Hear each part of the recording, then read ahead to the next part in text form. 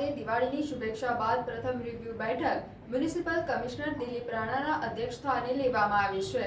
આ બેઠક કમિશનરના અધ્યક્ષસ્થાને અને સહાય સમિતિના અધ્યક્ષ ડોક્ટર શીતલ મિસ્ત્રી પણ હાજર રહ્યા હતા। આ બેઠકમાં તમામ ડિપાર્ટમેન્ટના અધિકારી અને deputy commissioner Arpit Sagar, deputy admin Hasmukh Prajapati, city engineer Alpesh Majmudar, ત્યારે ઝોનના ડેપ્યુટી કમિશનર અને જ્યારે ઝોનના આસિસ્ટન્ટ મ્યુનિસિપલ કમિશનર, પાણી પુરવઠા અધિકારી, સોલિડ વેસ્ટ અધિકારી, તમામ ડિપાર્ટમેન્ટના અધિકારી હાજર રહ્યા હતા।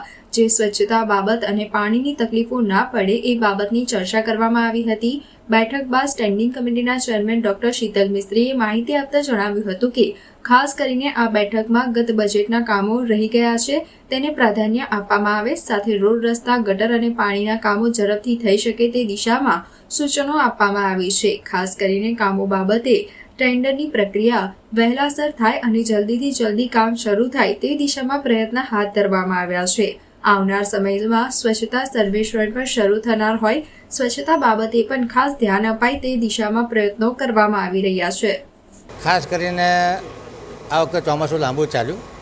ચોમાસામાં વડોદરા શહેરના જે ઇન્ફ્રાસ્ટ્રક્ચર ડેવલપમેન્ટના કામ હતા એ ડિલે થયા છે।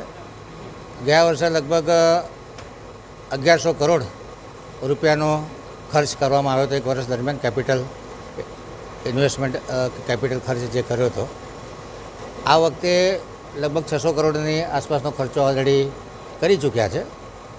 હવે ચોમાસું પતી ગયા પછી માર્ચ મહિના સુધીમાં મેક્સિમમ ડેવલપમેન્ટના કામો મેક્સિમમ સ્પીડથી થાય અને આ જે એક્સપેન્ડિચર અમારે કરવાના છે એના ટાર્ગેટ બધા અચીવ થાય એ માટેની એક રિવ્યુ બેઠક લાગી હતી।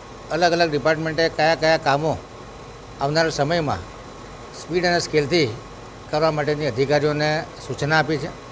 ખાસ કરીને ગટરના કામો હોય, પાણીના કામો હોય, આગવી ઓળખના કામો હોય, રોડ રસ્તાના કામો હોય, એમાં ફૂલ સ્પીડથી લોકોને વર્ક ઓર્ડર અપાય, તમામ કામોના ખાતમુહૂર્ત વહેલી તકે થાય, કામોના લોકાર્પણ વહેલી તકે થાય એ દિશામાં તમામ અધિકારીઓને જે નાના મોટા કામકાજોમાં ટેન્ડરમાં વાર લાગતી હોય કે જે ટેન્ડર સ્કૂટીની કમિટીમાં હોય એને વહેલી તકે સ્ટેન્ડિંગમાં મોકલવામાં આવે, જેથી કરીને આ કામગીરીમાં સ્પીડ પકડાય અને એક્સપેન્ડિચર પણ 1100-1200 કરોડનો વર્ષ પૂરું થતાં પહેલાં અમે કરી શકીએ એ માટે આજની બેઠકનું આયોજન કરવામાં આવ્યું। સ્વચ્છતા સર્વેક્ષણ પણ ટૂંક સમયમાં ચાલુ થશે।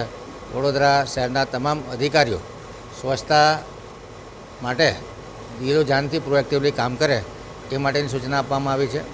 ખાસ કરીને ચોમાસા પછી જે બ્યુટિફિકેશન કર્યું અને જે વસ્તુ બ્યુટિફુલ હોય એને લોકો ગંદકી ઓછી કરે, એટલે લોકોમાં અવેરનેસ ફેલાવાય કે નવા ટેન્ડરો કરવાના છે સ્વચ્છતા માટેના, રોડ સ્વીપર હોય કે આરટીએસ હોય કે ડોર ટુ ડોરનું હોય, એ બધી પ્રોસેસ સ્પીડમાં થાય એ માટે તમામ અધિકારીઓને સૂચિત કરવામાં આવે છે।